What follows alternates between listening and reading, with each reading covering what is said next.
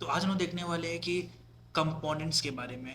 Vue JS में components क्या होते हैं। कंपोनेंट्स अगर मैं एग्जांपल दूँ तो सपोज कि अगर मेरे पास एक होम पेज है, मुझे ऐसा कोई पेज है जहाँ मुझे बहुत सारा कंटेंट दिखाना है। ओके, तो मैं क्या करूँगा, मैं चाहूँ तो एक ही पेज में पूरा कंटेंट भर सकता हूँ, या तो अगर मैं ऐसा करूँ कि डिफरेंट कंपोनेंट्स के अंदर, डिफरेंट डिफरेंट फाइल्स के अंदर मैं छोटे छोटे पार्ट का कंपोनेंट्स को मैं इंफॉर्मेशन को मैं डाल दूँ उधर। ओके, और सबको एक साथ डिस्प्ले करा दूँ।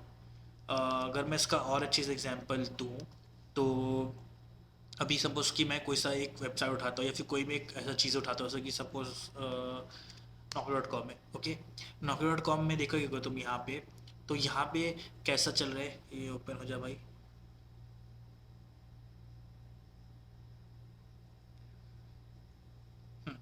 तो देखो अभी Naukri.com पे कैसे है कि एक पेज है। ओके, अब इस पेज में देखो बहुत सारे कंटेंट आ रहे हैं मेरे पास। अगर मैं यहाँ पे लॉगिन पे क्लिक करूँ, ओके, तो देखो एक न्यू पेज पे डायरेक्ट नहीं किया उसने उसने बाजू में ही मुझे यहाँ पे क्या कर दिया, एक अलग चीज़ें दिखा दी, इंफॉर्मेशन। ओके, तो अगर कुछ लोग बोले कि हाँ सेम पेज में उसने कोड कर दिया हुआ उसको, बट जो लोग रिएक्ट या व्यू से फेमिलियर उनको पता हुआ कि नहीं ये कोड सेम पेज पे नहीं हुआ है, ये अलग अलग पेजेस पे हुआ है, बट सबको एक साथ दिखाया गया एक ही पेज के अंदर, मतलब एक ही पेज पे उसको दिखा रहे हैं हम। तो ये चीज़ हम लोग कैसे करेंगे अपने फाइल में। ओके, तो सपोज अब यहाँ पे अब मेरे पास एक पेरेंट कंपोनेंट है जहाँ पे मैं मल्टीपल चाइल्ड्स को इंपोर्ट करने वाला हूँ। चाइल्ड वो रहेगा जो मैं अपने पेरेंट में इंपोर्ट करने वाला हूँ। तो देखो यहाँ पे मैं पेरेंट में लिख देता हूँ हेलो वर्ल्ड। ओके, सेव करा। तो देखो अगर मेरे यहाँ पे होम पेज पे अभी हेलो वर्ल्ड लिखा के आ गया, क्यों? क्योंकि ये मेरा कंटेंट है होम पेज का। बट क्या हो कि मुझे बहुत सारा कंटेंट दिखाना है, हाँ मैं सब, मुझे एक ही पेज में सब कुछ नहीं भरना है, मैं चाहता हूँ कि डिफरेंट डिफरेंट सेक्शन से अलग अलग चीज़ें आए। तो एक काम करता हूँ मैं एक न्यू फाइल बनाता हूँ यहाँ पे, इसका नाम रखता हूँ मैं चाइल्ड वन डॉट व्यू, इसका नाम रख दिया मैंने। ओके, अब यहाँ पे मैं एक टेम्पलेट बना देता हूँ, सेम टेम्पलेट। यहाँ पे लिख देता हूँ मैं this is child component. Okay, फिर जो स्क्रिप्ट सेटअप था जो हम लोग करते हैं हमेशा वो कर देता हूँ। अब ये पेज मैंने लिख दिया दिस इज चाइल्ड कंपोनेंट। क्या इस पेज में और हमारे होम पेज पे कोई रिलेशन है इन दोनों का? नहीं है।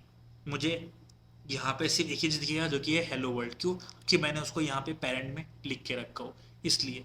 बट अगर मुझे ये दोनों कंटेंट दिखाने एक जगह पे तो मैं क्या करूँगा, तो ये देखो मैं यहाँ पे लिख देता हूँ मैं पहले पेरेंट में कि this is parent information. Save कर दिया मैंने। अब ये देखो यहाँ पे आ गया दिस पेरेंट इन्फॉर्मेशन।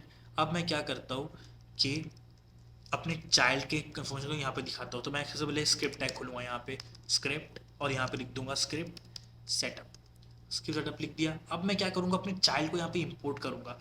कैसे, ये देखो इंपोर्ट, नाम क्या था मेरे व्यू का, चाइल्ड वन, तो यहाँ पर मैं नाम चाइल्ड वन दे देता हूँ उसको। तुम चाहे तो कुछ भी नाम दे सकते हो, देखो खुद ही वो सजेस्ट करेगा। अभी यहाँ पे लिखूँगा चाइल्ड। ओके, सजेस्ट नहीं किया, तुम नाम खुद भी लिख सकते हो उसका। ठीक है, मैं लग देता हूँ यहाँ पे चाइल्ड वन। ओके, फ्रॉम, ये सेम डायरेक्टरी चाहिए मुझे, तो मैं डालता हूँ डॉट स्लैश, आ गया child one dot view. Okay, यहाँ पे इंपोर्ट हो गया। तुम चाहे तो नाम कुछ भी रख सकते हो उसका, तुम चाहे तो यहाँ पे चाइल्ड या फिर कुछ भी नाम दे सकते हो उसको। मैं चाइल्ड वन दे दिया हूँ। ठीक है, अब जो तुम नाम यहाँ पे इंपोर्ट कर रहे हो ना, तुमको वो नाम यहाँ पे मेंशन करना पड़ेगा एक ट्रायंगुलर ब्रैकेट में। मैं लिख दिया यहाँ पे चाइल्ड वन और इसको क्लोज कर दिया। अब मैं इसको सेव करता हूँ और चेक करता हूँ कि क्या हुआ। अब देखो यहाँ पे दो चीज़ लिखा गया, दिस इज पेरेंट इन्फॉर्मेशन और दिस इज चाइल्ड कंपोनेंट, जो कि चाइल्ड कंपोनेंट के अंदर था ये इन्फॉर्मेशन। दोनों मुझे क्या हो रहा है, अब एक ही जगह पे दिख रहे हैं। ओके, तो एक काम करता हूँ मैं इसको एक अच्छे डिव में डाल देता हूँ ताकि थोड़ा बेटर लगे देख के। क्या क्या डिव के अंदर। ओके, अब ये है। अब मैं चाहूँ तो और मल्टीपल चाइल्ड्स बना सकता हूँ। यहाँ पे मैं बना दूँ child to dot view. Okay, और यहाँ पे मैं कॉपी कर लेता हूँ कंटेंट अंदर का, यहाँ लिख देता हूँ मैं this is second child component.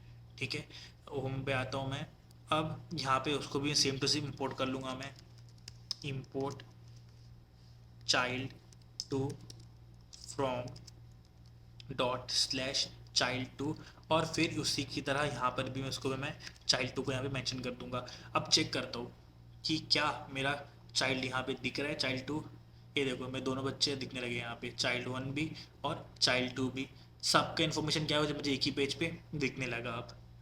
Okay, तो ये था बेसिक्स एग्जाम्पल। सब कुछ स्टैटिकली मैंने डाटा यहाँ पे पास किया, सब कुछ सही चल रहा है। तो आई होप तुम लोग को ये समझा हो। तो अब क्या करते हैं, अब हम लोग डायनेमिक डेटा भेजते हैं। मतलब कि क्या हो कि मुझे चाइल्ड पे ना कुछ स्टैटिक डिफाइन नहीं करना, मैं चाहता हूँ कि मैं अपनी मर्जी से कुछ चाइल्ड में भेजूँ, तो लोग वो भी कर सकते हैं।